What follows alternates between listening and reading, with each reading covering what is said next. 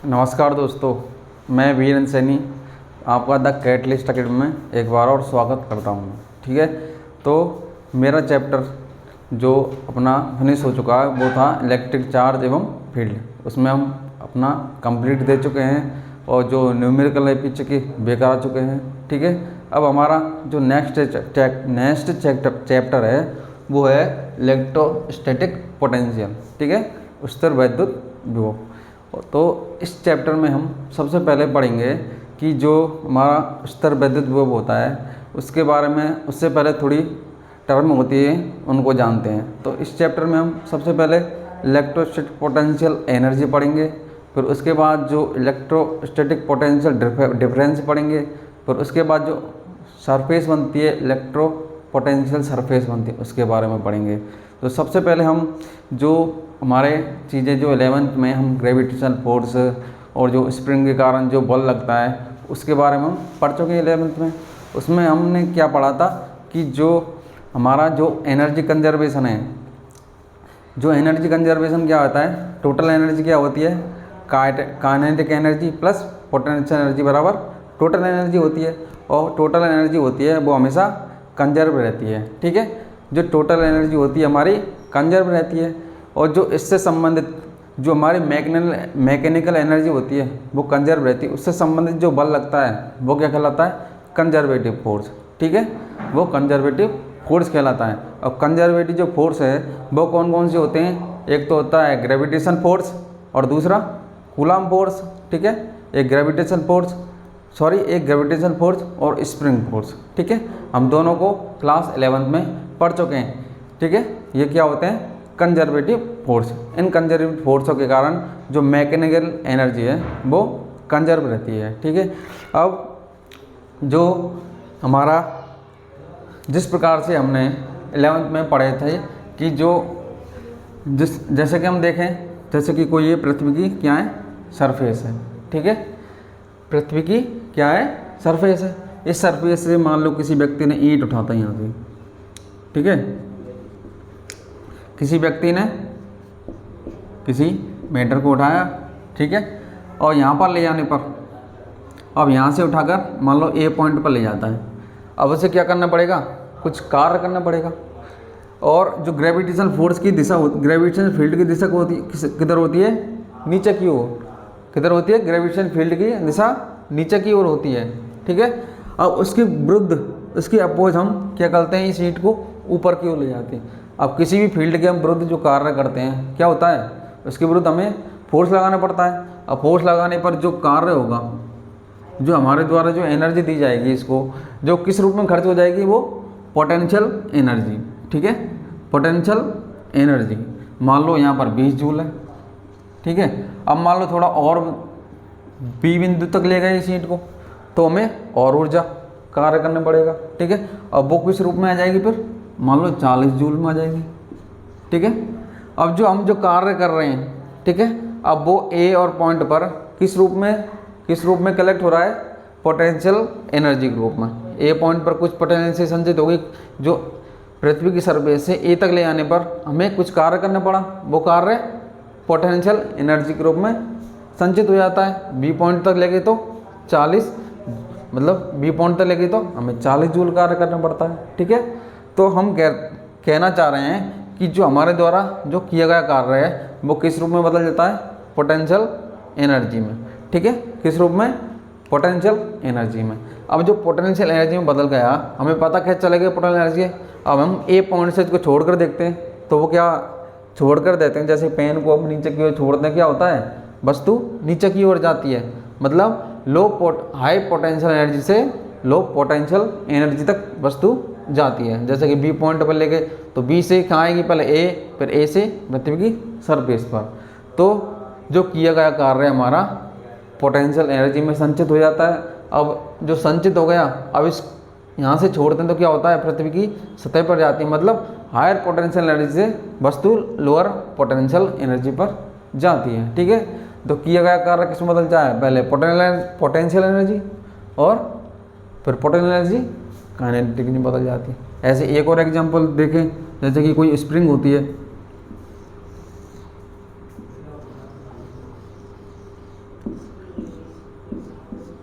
ये क्या होता है, मास। अब ये स्प्रिंग है, वो क्या है, एक किलो साम्यावस्था में, लेकिन हम इस पर एक बल लगाकर, बाह्य फोर्स लगाकर, क्या है, बाह्य फोर्स लगाते हैं, तो स्प्रिंग बल लगाती है इधर, स्प्रिंग बल किधर लगाती है, अपने जो संकुचित होती है उसकी विपरीत दिशा में बल लगाती है।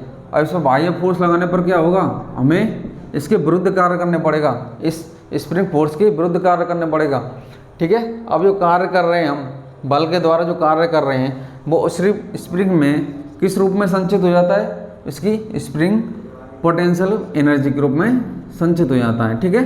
किस रूप में, पोटेंशियल एनर्जी में। वो क्या आता है, 1/2 kx², ठीक है। किस रूप में आ जाता है, 1/2 kx²। मान लो x विस्थापन किया तो वो किस रूप में आ जाता है, 1/2 kx², ठीक है। ये हम पढ़ चुके हैं। ये 11th की बात मैंने बताई है कि जो potential energy plus kinetic energy बराबर टोटल एनर्जी होती है। ये तो क्या है, ग्रेविटेशन फील्ड के कारण जो बल लग रहा है, ये स्प्रिंग बल के कारण, दोनों क्या होते हैं, ये बल, ये क्या होते हैं, कंजर्वेटिव फोर्स होते हैं, ठीक है। कंजर्वेटिव फोर्स के द्वारा जो किया गया कर रहा है वो हमेशा मैकेनिकल एनर्जी में बदलता है, और मैकेनिकल एनर्जी हमेशा कंजर्व रहती है। तो आज हम बात करने वाले हैं, तो ये कॉन्सेप्ट हमें काम आएंगे। तो अब बात करते हैं हम कूलाम बल, ठीक है।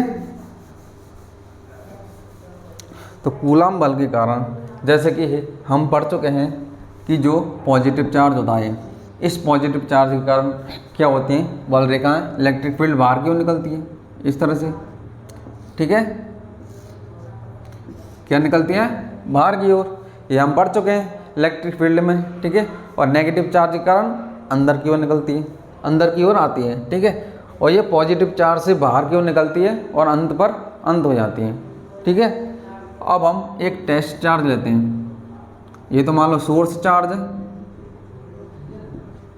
सोर्स चार्ज, और ये क्या है, एक टेस्ट चार्ज लेते हैं, इसे बोलते हैं टेस्ट चार्ज। इसका मतलब क्या होता है, बता चुका हूँ मैं। टेस्ट चार्ज, सोर्स चार्ज का जो परिमाण होता है उसका परिमाण अधिक होता है, इलेक्ट्रिक फील्ड की लाइनें भी अधिक होती हैं।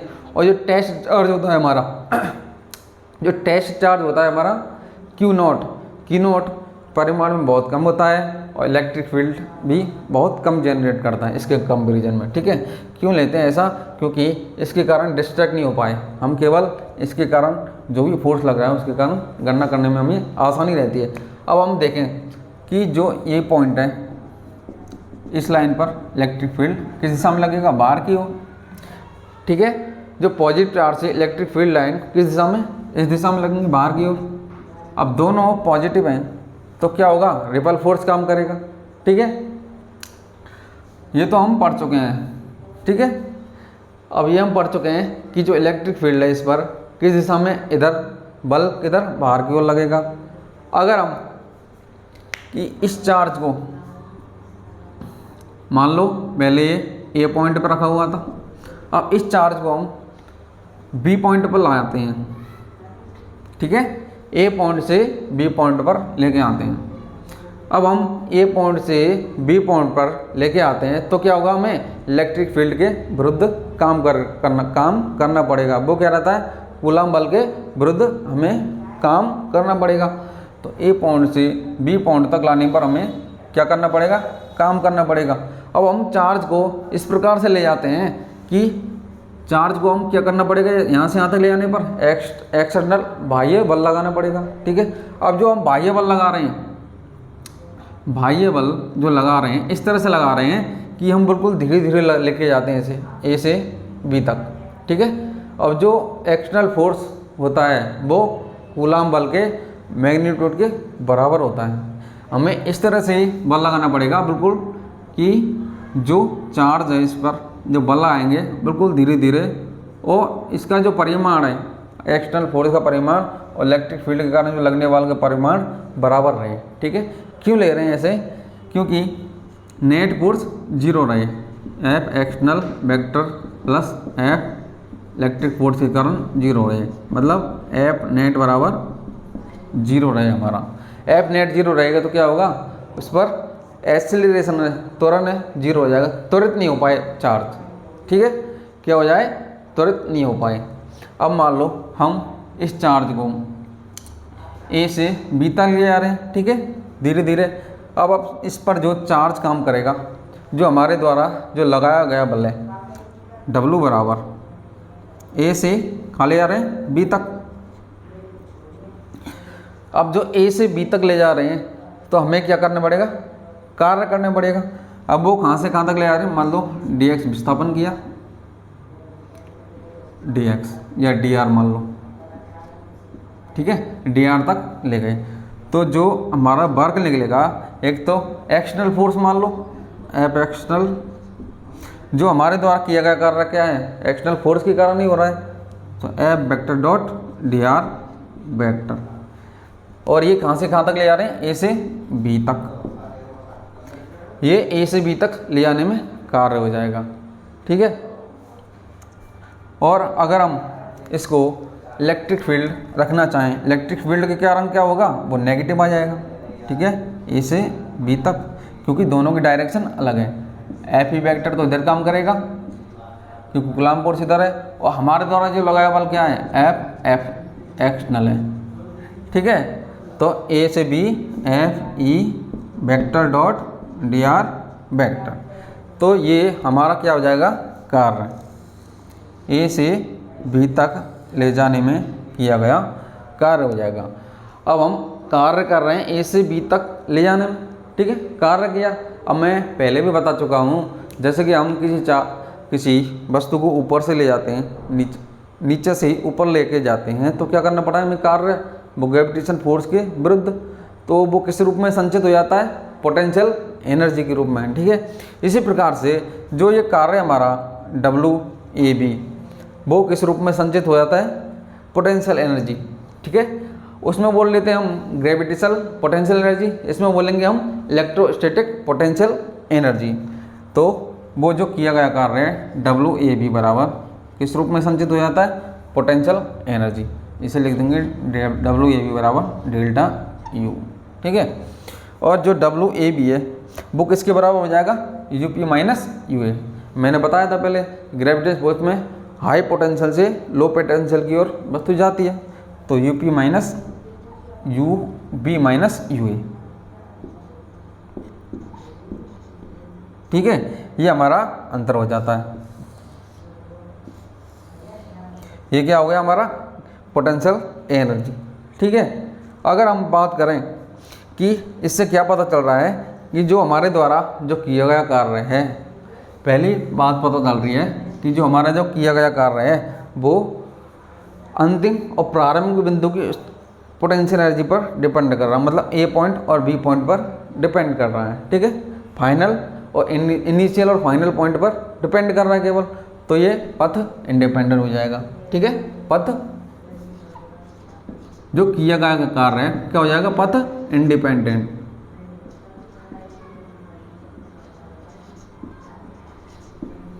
जो हमारे द्वारा जो किया गया कार्य क्या हो जाएगा, पथ इंडिपेंडेंट हो जाएगा, पथ पर निर्भर नहीं कर रहा है, केवल अंतिम और प्रारंभिक बिंदु की स्थिति पर निर्भर कर रहा है। ये देखिए UU माइनस UA, B पर पोटेंशियल एनर्जी माइनस A पर पोटेंशियल एनर्जी के बराबर हमारा जो किया गया कार्य होता है, ठीक है।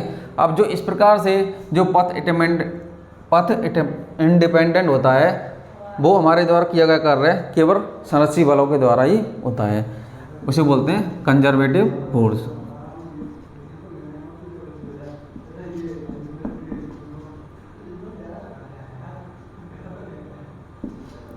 ये क्या हो जाएगा, कंजर्वेटिव फोर्स। कूलॉम बल है वो क्या हो जाएगा, एक कंजर्वेटिव फोर्स हो जाएगा।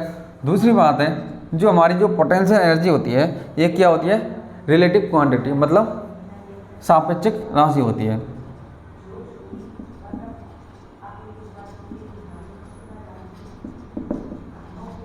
क्या होती है, रिलेटिव क्वांटिटी, मतलब ये पोजीशन पर डिपेंड करती है। पोटेंशियल एनर्जी किस पर डिपेंड करती है, पोटेंशियल एनर्जी पर डिपेंड करती है, ठीक है।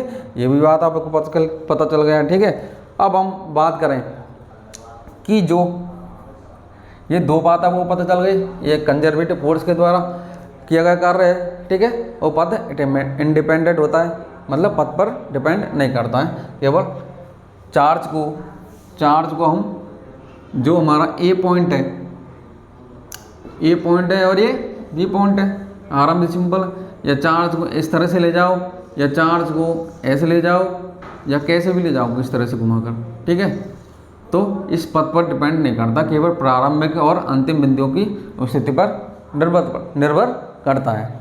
और ये पोटेंशियल एनर्जी होती है वो रिलेटिव क्वांटिटी होती है, ठीक है। अगर हम देखना चाहें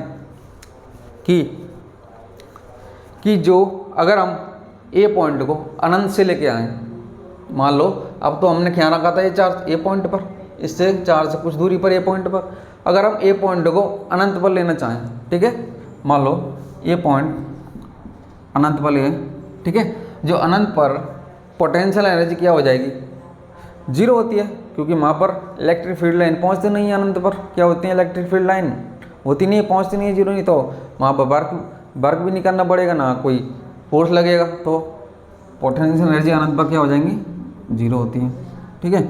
अगर हम इसमें रखना चाहें डब्लू ए क्या आया, मैंने अनंत पर लिया, अनंत से लेकर आ रहे हैं बी तक, तो अनंत से बी बराबर you B minus U A, तो यू बी अनंत पर ये जीरो हो जाएगा, यू बी।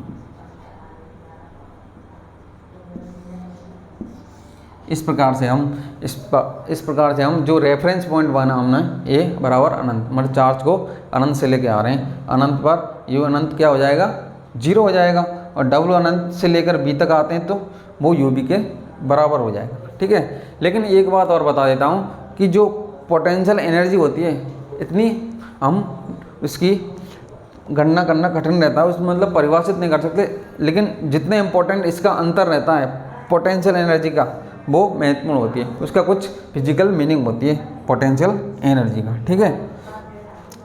अब देखो जो चार्ज है हमारा, अब जो क्यू चार्ज को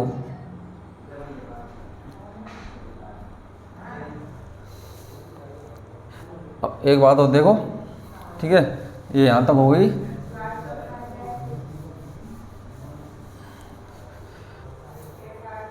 अगर क्यू चार्ज को ए से बी तक लेके आ रहे हैं, ठीक है, तो हमें कितना कार्य करना पड़ रहा है, डब्लू, कितना कार्य करना पड़ रहा है, डब्लू। अगर हम एकंक चार्ज की बात करें तो डब्लू अपॉन क्यू कार्य करना पड़ेगा, और जो डब्लू अपॉन क्यू है वो क्या कहलाता है, अपना इलेक्ट्रिक पोटेंशियल डिफरेंस।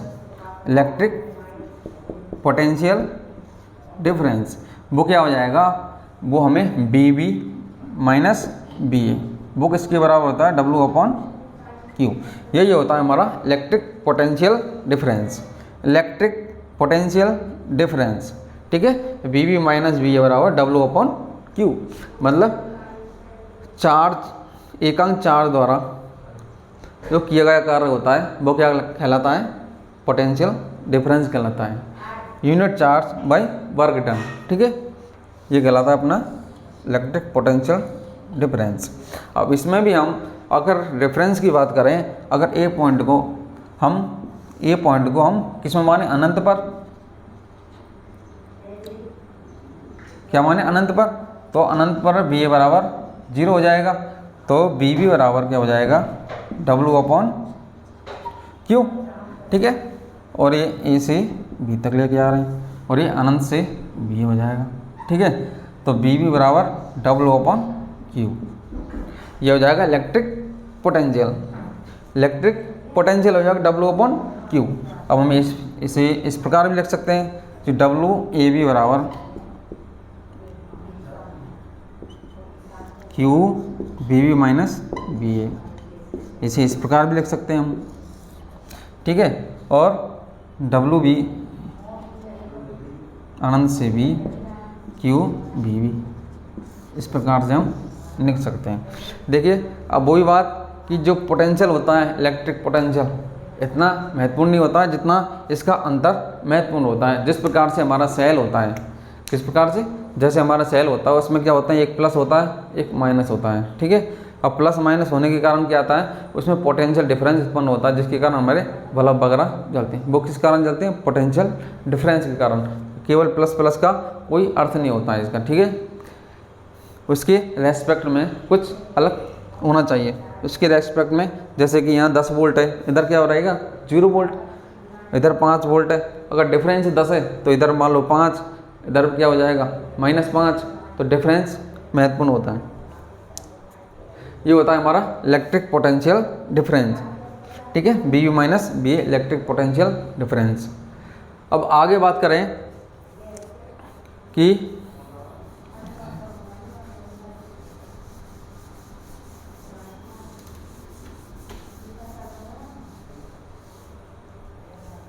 देखिए हम पढ़ चुके हैं अभी कि W बराबर Q BB माइनस BA, अगर A पॉइंट से B पॉइंट तक लेके आ रहे हैं और अनंत पर है तो W बराबर Q B हो जाएगा। आगे हम बात करें कि किसी पॉइंट के चार्ज के कारण जो इलेक्ट्रिक पोटेंशियल होगा वो क्या होगा, ठीक है, वो क्या होगा उसको निकालते हैं।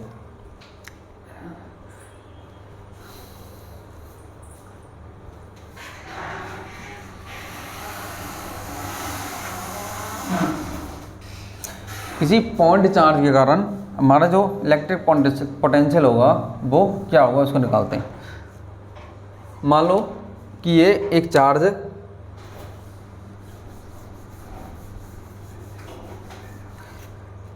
इलेक्ट्रिक पोटेंशियल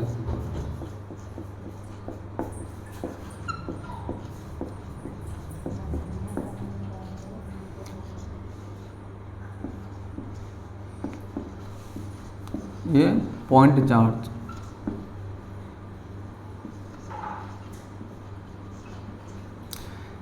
मतलब किसी बिंदु आवेश के कारण विद्युत विभव क्या होगा इसको निकालते हैं। मान लो एक Q चार्ज है, वो क्या है पॉजिटिव है, और एक Q0 चार्ज, ठीक है, और ये ठीक है। अब मान लो इस चार्ज को, इसके कारण क्या होता है इलेक्ट्रिक फील्ड जनरेट होता है। अब जो इलेक्ट्रिक फील्ड की एक जॉइनिंग लाइन है ये वाली, ठीक है। अब हम चार्ज को क्या है जो Q0 चार्ज को अनंत से लेके आते हैं और अनंत से हम इस Q चार्ज से प्लस Q चार्ज है, ठीक है, क्या है प्लस Q चार्ज है और ये भी पॉजिटिव चार्ज है, ठीक है। अब Q0 चार्ज को हम कहाँ से लेके आते हैं अनंत से, अनंत से जो Q चार्ज की R दूरी पर लेके आते हैं। तो R दूरी पर जो मान लेते हैं, मान लीजिए P पॉइंट है, ठीक है, क्या ये P पॉइंट है। इस P पॉइंट पर इलेक्ट्रिक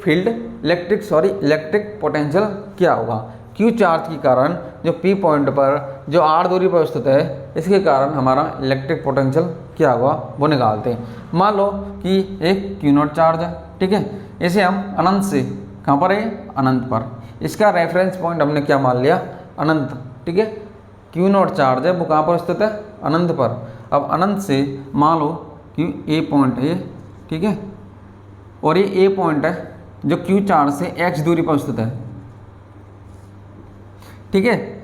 जो A पॉइंट है उस Q चार्ज से x दूरी पर स्थित है, ठीक है।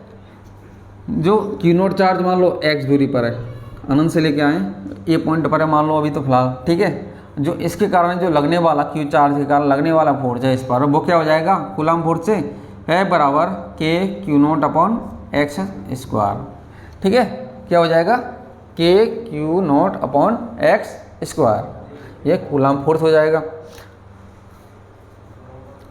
तो हम क्या निकाल रहे हैं पॉइंट चार्ज के कारण फोर्स लग रहा है F बराबर K Q0 upon x square. अब हम चार्ज को मान लो थोड़ा सा विस्थापित कर देते हैं, वो है dx। अब हम क्या कर रहे हैं जो प्लस Q चार्ज के कारण इलेक्ट्रिक फील्ड की डायरेक्शन इधर है तो इसके विरुद्ध हमें कार्य करना पड़ेगा, ठीक है। अब थोड़ा सा विस्थापित किया तो थोड़ा सा कार्य हो जाएगा dw बराबर जो बल लग रहा है F vector dot dx vector, ये हो जाएगा dw। अब देखिए जो F वेक्टर है कूलम फोर्स है और dx वेक्टर जो कूलम फोर्स की डायरेक्शन इधर है और जो विस्थापित कर रहे हैं हम डायरेक्शन इधर है, तो दोनों क्या हैं दोनों क्या एक दूसरे के विपरीत है। तो ये क्या हो जाएगा F dx cos पाई हो जाएगा। cos पाई का मान क्या होता है -1, यह जाएगा -F dx। अब हम टोटल निकालते हैं इसका, तो टोटल क्या हो जाएगा इंटीग्रल डी डब्ल्यू बराबर टोटल कार्य अनंत से पी पॉइंट तक लाने में, तो minus integral F D x. तो हम कहाँ से लेके आ रहे हैं चार्ज को, क्यू नॉट चार्ज को कहाँ से लेके आ रहे हैं, अनंत से आर दूरी तक लेके आ रहे हैं, क्यू चार्ज से आर दूरी तक। तो अनंत से कैपिटल आर दूरी तक लेके आ रहे हैं चार्ज को। और D W integral total work हो जाएगा डब्ल्यू माइनस अनंत से आर। एफ हम निकाल चुके हैं, एफ क्या है, फोर्स, कूलम्ब फोर्स, एफ बराबर K Q naught upon X square, K Q naught upon X square D X. ठीक है, जो कांस्टेंट है उसको बाहर ले लेते हैं, की का मान 1/4πε0 रख सकते हैं, और क्यू नॉट अनंत से आर 1/x² dx और माइनस 1/4πε0 क्यू नॉट। जो 1/x² होता है इसका इंटीग्रल क्या होता है, इसका इंटीग्रल होता है 1/x² का x की पावर -2 है, तो x की पावर -2 + 1 बटे -2 + 1, ये क्या आ जाएगा 1/x माइनस में 1/x आ जाएगा। ठीक है, अगर माइनस में 1/x आएगा, माइनस में कितना रहा 1/x, और इसका lower limit to upper limit क्या है r। इसके बाद जो माइनस माइनस है बाहर क्या हो जाएगा प्लस 1/4πε0 क्यू नॉट। ठीक है, और अंदर 1/x, r अनंत से r। अब इसमें लिमिट रखो 1/4πε0 क्यू नॉट 1/r माइनस 1/अनंत। 1/अनंत क्या होता है 0, तो w बराबर 1/4πε0 क्यू नॉट 1/r। ठीक है, तो ये आ गया हमारा, इस तरह से लिख सकते हैं 1/, बराबर K Q naught upon are. ये क्या आ जाता है हमारा, अनंत से जो चार्ज, अनंत से क्यू नॉट चार्ज को पी तक लाने में हमें कितना कार्य करने करेगा, W बराबर K Q naught upon are. ठीक है, अब हम पढ़ चुके हैं कि जो वर्क डन, जो इलेक्ट्रिक पोटेंशियल होता है वो क्या होता है, यूनिट चार्ज के द्वारा जो चार्ज, यूनिट चार्ज एकांक धनावेश में जो किए जगह कार्य होता है वो क्या कहलाता है, इलेक्ट्रिक पोटेंशियल कहलाता है। अब हम यहाँ पर रख सकते हैं इसको, देखो इसको हम, जो पोटेंशियल होता है वो क्या होता है W/Q होता है, तो B बराबर के, ठीक है, ये क्यू नॉट नहीं है, क्यू माना था अपन ने, क्यू नॉट है सॉरी, ठीक है, क्यू नॉट है सॉरी, तो W/Q नॉट होता है। एकांक धनावेश को ले जाने में जो कार्य किया जाता है वो क्या कहलाता है, इलेक्ट्रिक पोटेंशियल कहलाता है, तो वो क्यू नॉट से भाग जाएगा, बचा क्या के क्यू अपॉन आर, तो B बराबर के क्यू अपॉन आर। ठीक है, जो हमारा जो पॉइंट P है इस पर जो इलेक्ट्रिक पोटेंशियल किया जाएगा के क्यू अपॉन आर। अब देख रहे हैं कि जो इलेक्ट्रिक पोटेंशियल है किस पर निर्भर कर रहा है, चार्ज पर। ठीक है, किस पर, चार्ज पर डिपेंड कर रहा है। अब चार्ज अगर नेगेटिव है, चार्ज अगर मान लो 0 से कम है तो पोटेंशियल क्या आ जाएगा, ये भी नेगेटिव आ जाएगा। अगर क्यों चार्ज पॉजिटिव है तो इलेक्ट्रिक पोटेंशियल भी पॉजिटिव आएगा। और हम जो पोटेंशियल है इलेक्ट्रिक पोटेंशियल, जो इलेक्ट्रिक पोटेंशियल की हम जो मात्रक भी देख सकते हैं, इसमें मात्रक क्या होता है, इलेक्ट्रिक पोटेंशियल का मात्रक होता है, चलो अभी बता देता हूँ। ठीक है, ये तो हमारा हो गया जो चार्ज है, पॉजिटिव चार्ज Bp बराबर के क्यू अपॉन आर होता है। अगर हम जो अनंत पर क्या है पोटेंशियल 0 और B पर क्या है कुछ है पॉजिटिव, मतलब अनंत पर जो Bp पर P पॉइंट पर पोटेंशियल है वो क्या है, ज़्यादा है अनंत की तुलना में। ठीक है, अब जैसे जैसे हम पास जाते हैं, ठीक है, तो इलेक्ट्रिक पोटेंशियल बहुत ज़्यादा होता है। ठीक है, अगर यहाँ पॉइंट Q लेता हूँ और बीपी और बीक्यू की बात करें हम, बीपी पर जो इलेक्ट्रिक पोटेंशियल होगा वो बीक्यू की तुलना में कम होगा, मतलब क्यू पॉइंट पर इलेक्ट्रिक पोटेंशियल ज़्यादा होता है। क्यों होता है? क्योंकि हमें यहाँ तक लाने में इसे ज़्यादा कार्य करने पड़ेगा इलेक्ट्रिक फोर्स के विरुद्ध। तो इस तरह से हमारा इलेक्ट्रिक पोटेंशियल हो जाता है। इसका मात्रक देखना चाहें, शुरू में मैंने बताया नहीं था, अब बता देता हूँ, ठीक है। ये देख लो, एक बार और देख लो। हमने क्या किया कि जो क्यू नॉट चार्ज को अनंत से पी बिंदु तक ला रहे हैं। मान लो फिलहाल ए पॉइंट पर है, ये क्या है, वो ए पॉइंट जो है क्यू चार्ज से एक्स दूरी पर है। तो एक्स दूरी पर हमें जो बल कार्य करेगा वो क्या रहेगा, एफ बराबर K Q naught upon x square, ठीक है। अब मान लो ए पॉइंट से हम थोड़ा सा विस्थापित देते हैं, थोड़ा सा विस्थापित करते हैं। विस्थापित करने के लिए हमें थोड़ा सा कार्य करने पड़ेगा। थोड़ा सा कार्य क्या हो जाएगा, डी डब्ल्यू बराबर एफ डी एक्स हो जाएगा। एफ का मान जो टोटल इंटीग्रल लगा के हमने सॉल्व कर दिया इसके, ठीक है। तो डी डब्ल्यू बराबर माइनस अनंत से R F D x. Minus में क्यों आया? क्योंकि एक दूसरे के विस्थापन और जो इलेक्ट्रिक फोर्स है उसकी डायरेक्शन अलग अलग हैं। तो थीटा बराबर फाइव था उसमें, तो डब्ल्यू बराबर माइनस अनंत से आर, अनंत से लेके आ रहे हैं और आर बिंदु तक लाना है हमें, दूरी आर तक लेके आना है। तो एफ का मान रख दिया हमने और इसका इंटीग्रल कर दिया, ये अनंत से आर और K Q naught upon 1/r 1 minus 1/अनंत 1/अनंत 0 हो जाएगा। इसके बाद ये आया। फिर हम जानते हैं कि जो इलेक्ट्रिक पोटेंशियल होता है वो unit work done by unit charge होता है, ठीक है। क्यू नॉट का भाग दे दिया क्योंकि क्यू अपॉन आर। तो मतलब जो इलेक्ट्रिक पोटेंशियल आता है वो केवल जो चार्ज रखा हुआ है, जो हमारा सोर्स चार्ज हो उस पर डिपेंड करता है, क्यू नॉट चार्ज पर डिपेंड नहीं कर रहा है। चार्ज ये क्यू नॉट चार्ज वाली डबल हो ट्रिपल हो उस पर डिपेंड नहीं करेगा, ठीक है। कि क्यू अपॉन आर आ जाएगा।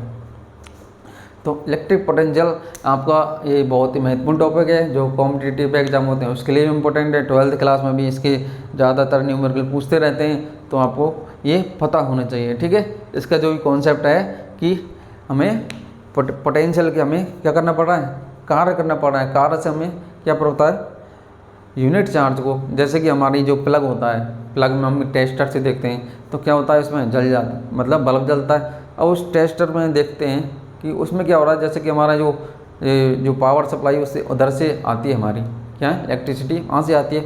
और वहाँ से क्या करते हैं कि जो चार्ज होता है वहाँ पर एनर्जी दी जाती है बहुत सारी, और एनर्जी दी के कारण क्या होता है, उस प्लग कर वो चार्ज पहुँचते हैं। उस चार्ज में बहुत सारी एनर्जी इकट्ठी रहती है, ठीक है। उस जो प्लग होता है उसमें इलेक्ट्रिक चार्ज की डेंसिटी बहुत अधिक होती है, मतलब उसमें एनर्जी बहुत आती है। एनर्जी अधिक होने के कारण वो क्या होता है, पोटेंशियल डिफरेंस एक दूसरे में आता है, ठीक है। पोटेंशियल डिफरेंस होने के कारण वो बल्ब जलता है। इस तरह से हमारा जो भी वर्क होता है इस तरह से होता है, ठीक है। तो अब मात्रक बता देता हूँ। मात्रक क्या होता है, जो इलेक्ट्रिक पोटेंशियल होता है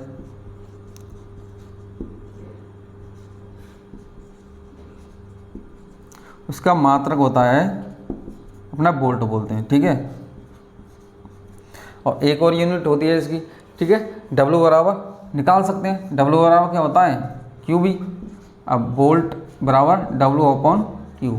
और कार्य का मात्रक जूल होता है, जूल को इस तरह से जूल प्रति आवेश का मात्रक कूलाम, ठीक है। तो जूल प्रति कूलाम भी बोल सकते हैं और वोल्ट भी बोल सकते हैं। इस तरह से हमारा जो इलेक्ट्रिक पोटेंशियल है ये हमारा हो जाता है, ठीक है। तो हम आज कंप्लीट कर चुके हैं इलेक्ट्रिक पोटेंशियल क्या होता है और पोटेंशियल डिफरेंस क्या होता है। वो कैसे निकला था हमारा इलेक्ट्रिक पोटेंशियल एनर्जी जो हमने शुरू में निकाला था, ठीक है। उस तरह से हमारा ये आज हो गया। कल करते हैं इसका जो भी नेक्स्ट है, ठीक है। तो आज के लिए इतना ही। Thank you. हमारे चैनल को लाइक करें, सब्सक्राइब करें।